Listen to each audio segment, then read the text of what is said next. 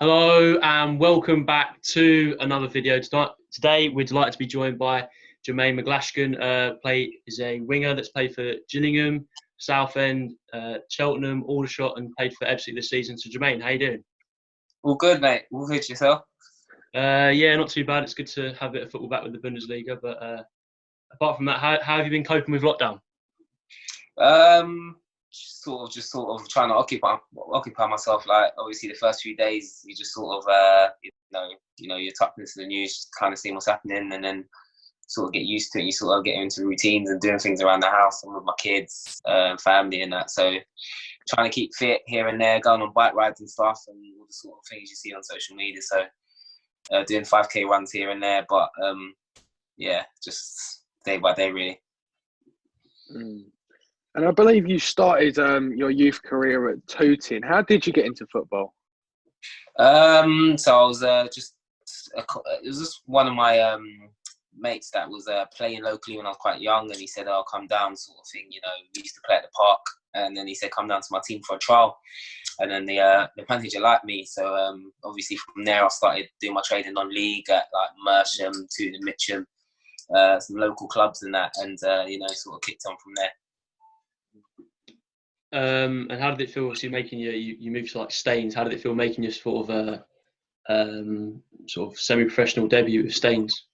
It was good because it was like they recommended. When I was at school, they recommended me to go to that college that was linked to Staines. It was like a football academy, and obviously once I started kicking on through the academy, they gave me a chance, with the first team and that. And like I said, at that point there, it was a big thing because you had some characters in the changing room and that, and it was really good. And I really thought I had a taste of it then, and I thought this is sort of something I'd want to really pursue. So it was good, and like I said, I learned a lot. And then when I was looking up your career, I see between 2008 and 2010, I think you played for about 4 clubs. Was it difficult going to different clubs so quickly? Yeah, it was. I couldn't really get settled. Like I say, I was probably flirting in between a few clubs at the time, and it's always hard to go into at any stage of your career to settle in and sort of earn the respect to your teammates and to show what you can do. So it was always hard to get going. I was still finding my feet. I was still low and I was really raw, so I was still going through it. But it was pretty hard, I'd say. Yeah. At one point, you were dual signed. What was that? A weird experience? Yeah, again, it's only sort of when you look back at it now, I understand what it was. At the time, I didn't. I just thought, oh, I'm sort of, I don't know, I'm going on loan or whatever it was. And it was hard for me because it was, I think it was at Bracknell. And, I was playing, I think it's for about, 30 quid a week. It was petrol and that. But it was just, oh my gosh, I'm getting paid for this now. So that was it. Like, it was exciting. And then, I was just back and forth. But that was like real first bit of men's football for me, so I really enjoyed that. And then obviously, sort of tried to go back to Staines.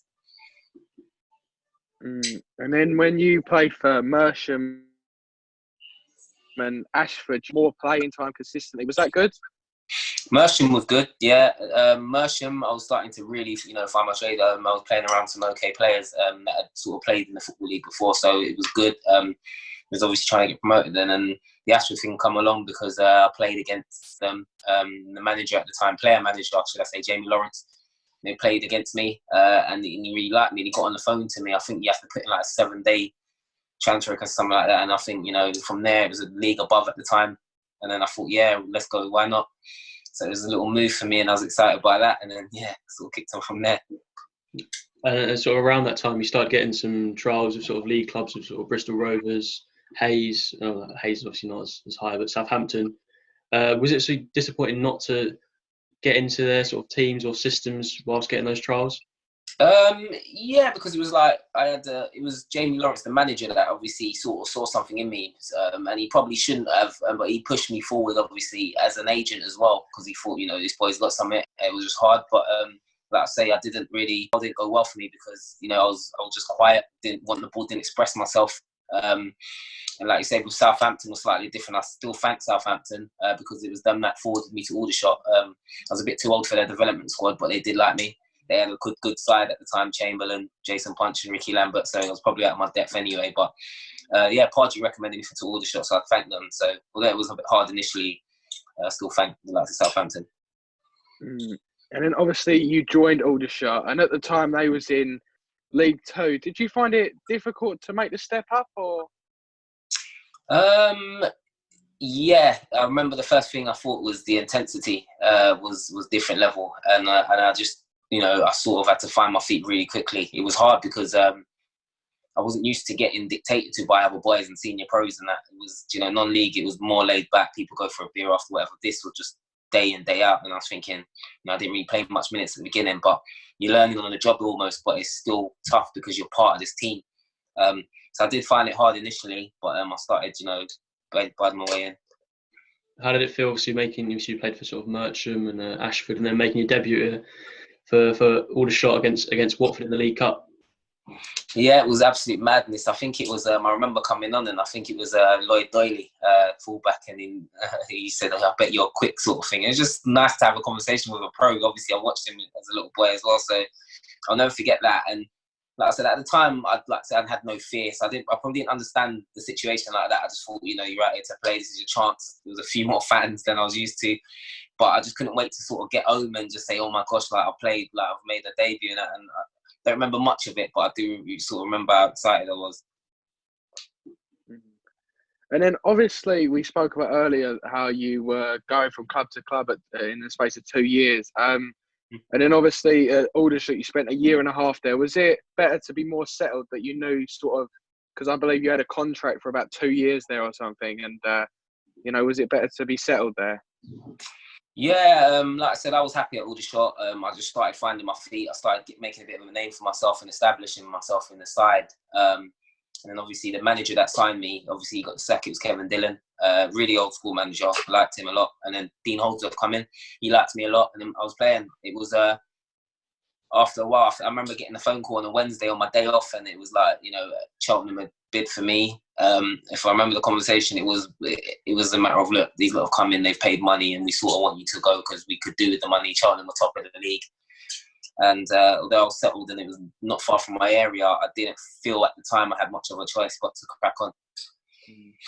Obviously, you mentioned Cheltenham. Was it difficult? Obviously, they paid sort of £50,000, £60,000 for you. Was it difficult, obviously, having a transfer fee over your head when you first signed for Cheltenham?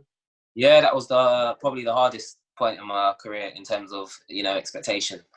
Again, I'd been at Aldershot as my first pro club. I'd done well towards the latter stages of that, and then I got signed, and then I come in January when Cheltenham are flying anyway. So a lot would argue that they didn't need me anyway, but the manager obviously played me a few times and liked me. I come in, and it was hardest to get the respect of my teammates then. I didn't feel welcome. I didn't hit the ground running either. I had this fee over my head, and I weren't living up to it early doors. So that was probably the hardest. First time moving by myself. Cheltenham was like a fish out of water. So that was probably the toughest period of my career. And then I believe Cheltenham got to the playoff final, but they lost. Was that difficult? Yeah, that was difficult. I mean, that was for me, obviously playing in the playoff finals, and I only played because the winger got injured. So it was nice to even get to that stage, and I started picking up then. It was difficult, but I was happy to finally say, look, I've established myself in this team. But that was probably the hardest thing for me, because the night before you can't sleep, you're excited, your family's there, and you think it's written. I scored in both legs to get us there. I just thought, this is it. The story was someone else that day. It was Nick Powell's day. So I don't think I lived that one down. And then your next year at Cheltenham, you mentioned obviously when you first signed, you had a bit of pressure on you, but in the second year, you done really well as well. But you lost in the playoff semis, I think. Was that also difficult? Obviously going from the final defeat, then losing the playoffs again. Yeah, because obviously a lot of people didn't expect us to be up there back to back. A lot of people get hangover from the first season, and that. So to get there again, you're thinking, all right, this is our year. Look, do you know what I mean? This is it. And then didn't even make the final. I think the first year hurt more, probably because we was within touching distance. The Northampton one it didn't happen, and I really wanted to play a league above. And I think that's when I thought to myself, I might have to look at a new sort of challenge. And is it difficult? Because I've asked a few players this. Is it difficult? Obviously, you lost in the playoff final the first year. Then the next year, you lost in the playoffs again. And obviously, getting into the playoffs, you're getting so close to going up, and then losing and feeling like, oh, we've got another year in this league. How difficult is that? it's so deflating because, like you say, you go for a whole season and all you're just doing is trying to get up, and then you get to that stage, and the thought of even doing a pre-season to even be back in that same league that you sort of looking to get out of it's hard. It's so deflating. You've got to mentally get yourself going. A lot of players like myself at the time, I tried to move on, if I'm honest, because I thought, I want to be playing League One football, and I tried for 2 years. The first year was hard enough. The second year, I said, nah, do you know what I mean? It was just hard for me, personally. And yeah, like you say, it's deflating, but you've got to sort of pick yourself up and try and go again. And then your third year at Cheltenham, you still don't. I think it was maybe your best season at Cheltenham, but the team obviously were nowhere near the playoffs. Was it difficult that year? Obviously performing so well, but obviously Cheltenham, the team weren't doing as well. Yeah, that was hardest for me because I had a really, really good relationship with the manager, Mark Yates, at the time, and he really wanted me to sign a new deal. I weren't confident in the side because that year we'd lost a few players as well. Marlon Pack and players like that, big players, big characters, and I really didn't want to sign, but I was having a good season as well. It was just hard coming in. I remember coming into training every other day, and it was just like, on the phone to my agent trying to not sign, trying to avoid the man. It was really hard. So we ended up falling out, sort of thing, me and the manager, because I didn't sign, and then I stopped playing. So that was difficult, but I sort of knew the writing was on the wall, and I had to sort of move on anyway for myself at the time. And then obviously you said you rejected the contract from Cheltenham, and you had interest from League One, League Two, and clubs in Scotland. Why did you choose Gillingham? The manager, like I said, it was Peter Taylor at the time, and that was it for me. They were obviously Kent-based. I sort of had the chance to move back down south, and obviously, like you say, I had a missus then, and we were sort of both based back that way, and I thought it was just the time, the one. So yeah, there was a bit of interest, and I think, like I say, the manager was a big thing. When I met him, I met a few managers at the time, and there was something about Peter Taylor and the way he wanted to play. I said, yeah, this is me. A league above, it was perfect for me at the time. And obviously, you signed for Gillingham. You done really well in your first year. In the second year, which you didn't play as much as you did in the first year. But what was it like, obviously, going up to League One with Gillingham and doing well? It was good because, like you say, you play in league above finally, and like I said, the intensity stepped up another gear because you obviously got teams coming from the champ dropping down and trying to go back up. So even the stadiums I was going to, it was all it was ledge. We had some good cup ties in there and that, so it was good. It was just obviously, like you say, second season, new manager, face don't fit the bill, and sometimes these things happen. And it was just one of those where it didn't really end as well as I'd liked, but I really enjoyed the time overall at Gillingham. And then you moved to Southend, and I believe you made sort of, in the 2 seasons, you made sort of around 60 appearances. How would you rate them 2 years? Southend, I enjoyed it. Again, I played under an old school manager, Phil Brown, and he just sort of was so old school. You just get the ball wide to McGlashan and let him run at them. I was in good form there. I enjoyed my time there. Didn't feel like I had a young family at the time, so I was worried after I left Gillingham. I was released from Gillingham, where I'd go. Southend wasn't too far, so it fitted me perfect. And another team that was looking to even challenge at the top end of the table. And we did get close one year. I think we just missed out on the playoffs on the last day. So, like I say, it was tough then, but I enjoyed it probably a bit more than I did at Gillingham. It was like playing with Noel Ranger at Southend. With Noel Ranger, he was. I remember when he first come, and then you hear all the stories and that, and you're thinking, "Hang on, I've got to stay away from this geezer." Do you know what I mean? For one, I didn't understand why we were trying to sign him, but I was just going off what we read. But as soon as you start speaking to the guy, he's like, it's just a big soft teddy. His problem was discipline. He really struck. The manager loved him, and he was unplayable on his day. He struggled when we started getting the likes of Anton Ferdinand and Simon Cox, players that did things properly day in, day out. They wouldn't put up with it. So as soon as we drop points, when you start dropping points or getting losses, and he's not performing, he started getting found out. But day in, day out, he was a lovely guy. You could see that he really struggled discipline-wise. But on his day, he was unplayable, and that's why he lasted so long, probably longer than he should have at the club in terms of his discipline. And then You obviously got released from Southend after making, as I said, about 60 appearances. Is it difficult making sort of 30 appearances each season, thinking you're playing well, and then you get released? Yeah, that was another hard time, and I started really understanding the politics of football then, and thinking this is mental, because you almost think, all right, you're playing, you're established, you're almost planning your first season, but then the manager, loses his job, and then Chris Powell come in, and I don't think I might have played one. He just listened, he come in with his own ideas, which is fair enough, which is what managers do, and it didn't matter what I'd done before. We were underperforming, hence the new manager. And he just wanted to, clear it out and bring his own team in. And we had conversations, and there's no hard feelings. But it was difficult for me, I'll be honest, because I didn't really know where else to go after that. But, like I said, Phil Brown got a job at Swindon, and he was on the phone straight away.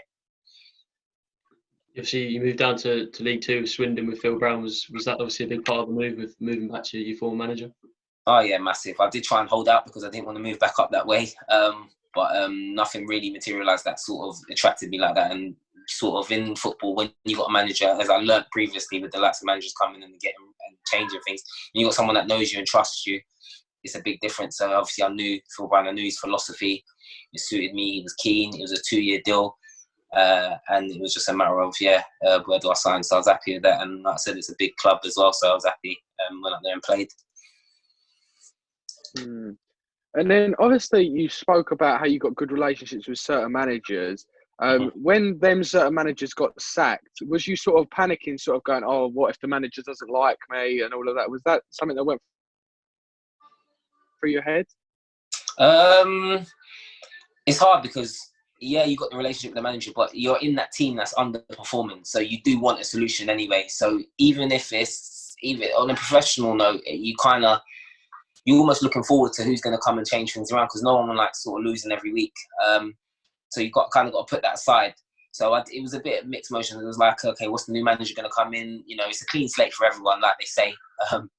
But it was hard. You drop this sort of manager a text that you leave, but you don't know what's coming. But you do want things to pick up. And if it is a new manager, you're half excited at the same time. So it's a bit of a weird one. You just don't know how things are going to pan out. And obviously it didn't twice with me, new managers. Obviously, as you mentioned, it didn't work out at Swindon. Was it disappointing? Obviously, the manager openly said he didn't want you to be part of your plans, and obviously not really given a chance. You were still confident at Swindon, and you sort of limbo there. Again, it was just like Phil Brown there, and then happy you're playing, you're in and around the team, and then it's not happening.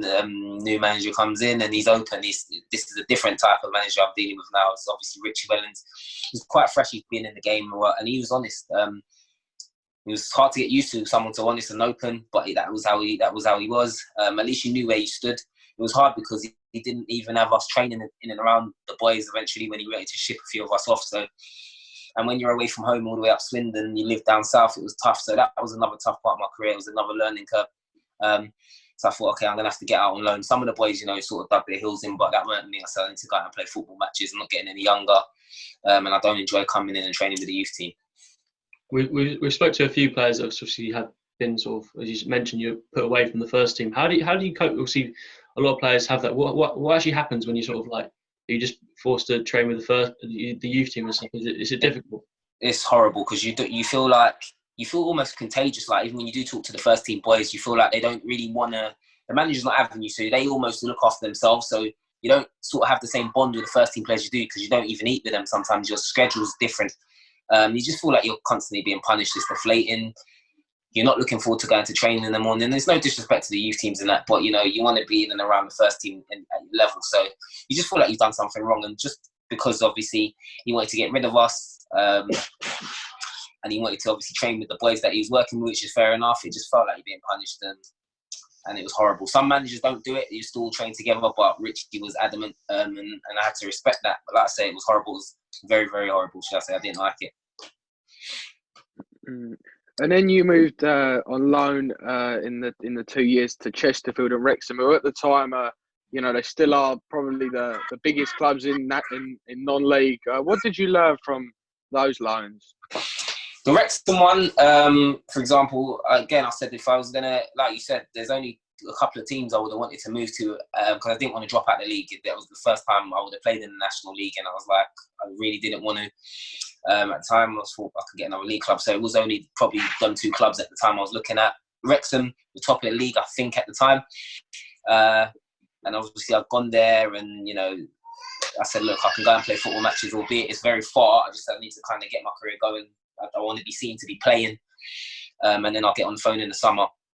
And then sort of obviously, I was in and out, and then obviously we missed out in the playoffs. It was tough to take, and then the manager sort of obviously he's gone his different way, and then obviously after that I'd gone to Chesterfield. Chesterfield didn't quite work out in terms of the system changing, and for the personnel we just didn't get going. So I was in and out of the team.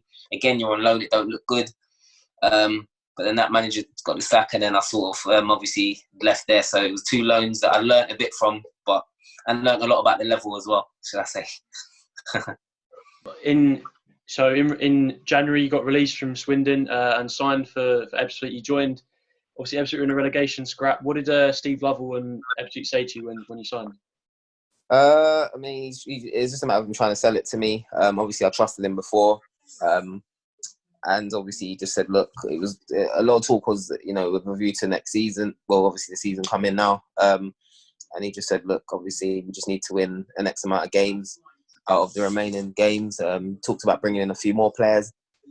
And I sort of said, yeah, man, I'm up for the challenge. And like I say, obviously, I knew who the gaffer was. I'd been with the boys 3 or 4 days before that conversation just to train. I know they come off the back of a bad defeat. So I thought that, me coming in and obviously a few more boys could sort of give you that lift. And then, I think that we did end up picking a bit of form up towards just before the pandemic.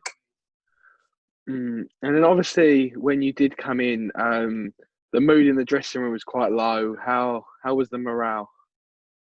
It was, like you say, it was low. It was pretty, obviously the morale weren't great, and I think, obviously, sometimes it can take a fresh face and a player or 2 to come in and sort of just have a different sort of outlook, and it gives everyone a lift. And like you say, it's a results-based business. You need that next result. You need that next game. Like I say, it was pretty low. It was hard for me to come in and sort of see the boys how they were, but in the job that we do, we need to sort of come back. They had a lot of things sort of thrown at them and leveled at them after that defeat, particularly. But fair play to the boys. They bounced back and then, as you probably seen, there was a good reaction throughout the season after that. Would you say that group had good character? Because obviously sometimes we'd have a bad loss, or sort of like losing to Harrogate or losing to Royston, and then reacting sort of the week after, or like in the Harrogate game, we got a good point against Torquay, then beat Woking, and losing to Chesterfield, we then beat Maidenhead. So that was a good sort of strong group. Yeah, that's one of the things I noticed. I come in and they never, I don't know if they lost back to back since I was there. Like there was always a reaction. It was just like, why could we not go from that to winning back to back, if you like? It's like, that was one thing. I mean, like I say, I played at different levels and I've not seen a team that can react so many times despite everything going on. And it was a credit to the boys there. Despite everything going on behind the scenes, and that they'd always react. The Royston one, I remember particularly, everyone was down. Low league opposition, we were warned about them. The gaffer, I remember that one like it was yesterday, and we didn't come out of that changing room for a while because it was just like, listen, we've been warned about them. We knew they'd be a threat, and like I say, we still bounced back after that, and that could have been a bit of a slope in the season. But like you say, the pandemic come at sort of a bad time for us because we did start picking up a bit of momentum, and I felt we'd be all right. And then we had the 1-0 win against Hartlepool and the 1-0 win against Halifax at the end. How important were them wins? Oh, to get 2 sort of results away from home as well, and then the way we did and grinded out and defended were just like, for morale, like it was just different gear, and the belief even on the coach on the way back. You know what I mean? That every single boy, like, sort of, we just sort of felt to ourselves, yeah, we'll have enough. Like, there was no excuses. You were just sort of looking forward to going back into work and sort of get going. Like, we were really, really optimistic at that point. We'd be all right. And we did everything that we could, obviously, up until that point. Before the Halifax game, there was a lot of talk of, obviously, things being the National League potentially, being suspended for a bit. But we just said, look, we'll put ourselves in the best possible position. And like I say, leaving that last game, I think it was the last game showing as well. Sort of on telly, everyone could sort of see where it was at as a team. We looked like a unit against two really good sides. How tough was that Hartlepool game personally? Because obviously we spoke to Jordan. He said that what he heard was horrible. How tough was that for you personally during the game and also sort of after the game on social media as well? In this game you got to have thick skin. It was tough because when I heard what I heard, I sort of didn't want to really carry on. In the circumstance, it was hard. I knew the boys would back me, but it was getting back on the pitch after that and sort of almost being booed at for something that you feel you're on the receiving end of. But, we put so much into that game. It was a long way to travel and you sort of just got to block it out and be professional. Like I said, I've been around a long time now and sort of, you sort of learn how to deal with them situations. And fair play to Jordan because, like you say, it was behind his goal and he was probably getting all sorts of abuse. But there's no better feeling than to come away with the points and then just obviously let the powers that be obviously just deal with them other things afterwards. But like I said, fair play to the club. They've been brilliant with me ever since. And then so obviously we saw the retain list and you're obviously one of the players that Kev said he's going to try and operate to. What are your plans for next season?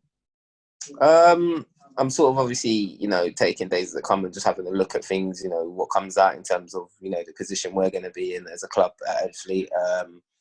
And obviously, and myself, like I said, I've spoken to, the gaffer briefly and Steve Lovell, and I sort of have an idea of their plans. They would have spoken to a few of the boys as well. So, yeah, that's I'm sort of waiting to see what happens. Obviously, it is probably dependent on what league they're in. Hopefully, it is a National League, and it's definitely a really strong option for me. I enjoyed the games I was there, and I felt like I was starting to build a bit of momentum as well. I spoke to a few boys that they're sort of talking to, and that makes me a little bit more optimistic about going into next season, providing it's the National League. Obviously, you're 32 now. What are your plans after football? Because I've seen you post a couple of fitness on your Instagram. Is that something you want to look towards today?